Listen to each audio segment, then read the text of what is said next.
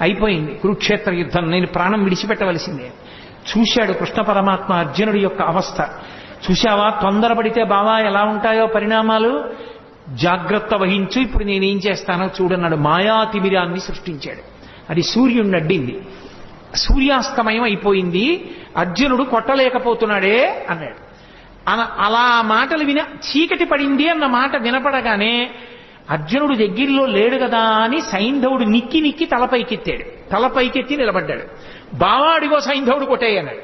బాణం వేసి వెంటనే తలని కొట్టాడు. కొట్టగానే మాయాతిమిరాన్ని తొలగించాడు. చీకటి పడ్డా కొట్టాడందాం అనుకున్నారు, మళ్ళీ సూర్యుడు పైకి వచ్చాడు. అమ్మా మనం పొరపాటు పడ్డాను రా, సూర్యాస్తమయం అవ్వలేదనుకుంటున్నారు.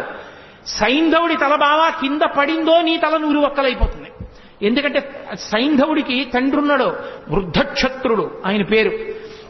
ఆ వృద్ధక్షత్రుడికి తపస్సు చేస్తే పుట్టాడు, జయద్రథుడు అన్న పేరుతో సైంధవుడు.